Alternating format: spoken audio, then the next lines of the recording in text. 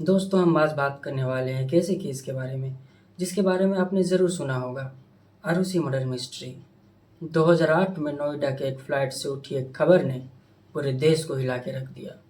14 साल की school going लड़की की लाश उसी के घर से मिली और फिर जो हुआ उसने इंडिया के क्राइम हिस्ट्री में सबसे बड़ा सवाल खड़ा कर दिया। आरुषि का खूनी कौन? 14 मई 2008 की एक नोएडा के एक फ्लाइट से एक खौफनाक सच सामने आया। 14 साल की आरुषि तलवार अपने ही बेडरूम में खून से लथपथ मिली।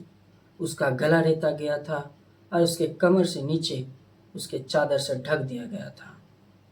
पहला शक गया उसके दोस्त हेमराज पर, जो उसी दिन से लापता था, और पुलिस ने बिना सोचे समझे उसी को दोषी करार दिया गया और मीडिया पे अनाउंस कर दिया गया कि हेमराज ही सस्पेक्ट है और उसी ने आरुषि का मर्डर किया है। पर अगली सुबह जब टेरेस का दरवाज़ा खुला तो पुलिस ने भी नहीं सोचा था वो हुआ। हमराज की लाश टेरेस से मिली। अब सवाल उठा, आरुषि और हमराज दोनों घर के अंदर थे, तो खूनी कौन था? पुलिस की इन्वेस्टिगेशन शुरू हुई, पर शुरू होते ही गड़बड़ होने लगी।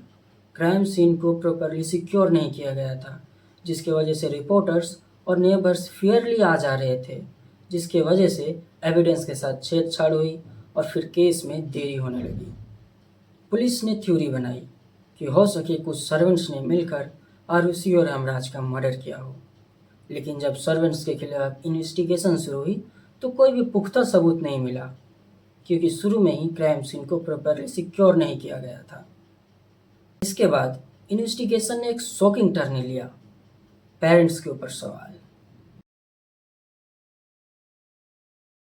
पुलिस ने कहा घर के अंदर कोई घुसा नहीं था, तो खून घर के अंदर के लोगों ने किया होगा, जिसके बाद शक सीधा गया आरुषि के पेरेंट्स पर, डॉक्टर राजेश तलवार और उसकी मां डॉक्टर नुपुर पर। पुलिस की थ्योरी यह थी कि राजेश तलवार ने आरुषि और हेमराज को सेक्सुअल पोजीशन में देख लिया होगा, जिसके बाद डॉक्टर राजेश तलवार को गुस्सा आया और उसने आरुषि और हेमराज का मर्डर कर दिया।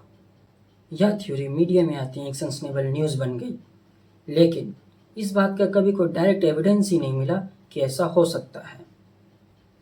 महीनों बीत गए इस केस को, लेकिन फिर इस केस को सीबीआई को हैंडओवर कर दिया गया और सीबीआई की दो टीमें बनी।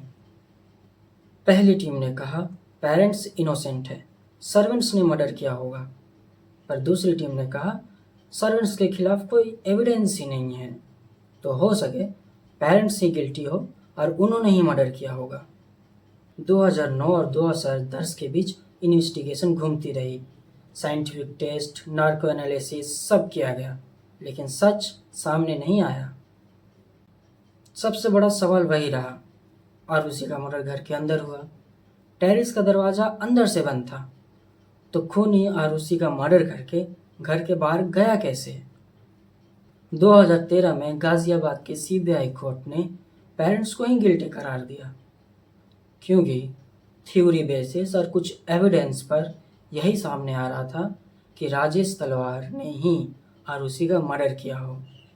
आरुषि और हिमराज को सेक्सुअल पोजीशन में देखने के बाद जो उन्हें गुस्सा आया, जिसकी वजह से उन्होंने आरुषि और हिमराज का मर्डर किया हो। इस बेसिस पे राजेश तलवार और नुपुर तलवार को आजीवन कारावास की सज़ा सुनाई गई।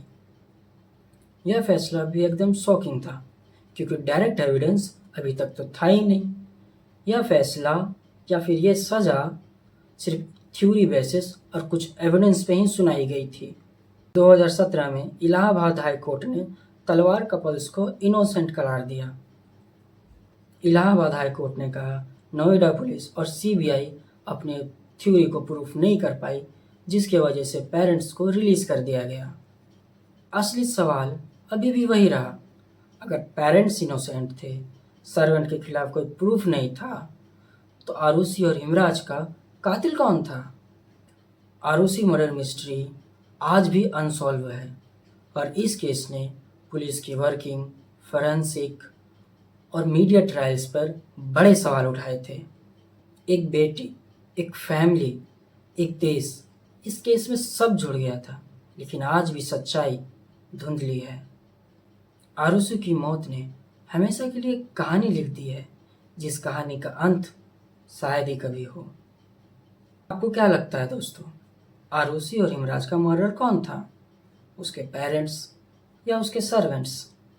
अपने थॉट्स कमेंट में ज़रूर बताएं। मिलते हैं किसी और वीडियो में, तब तक के लिए जय हिंद।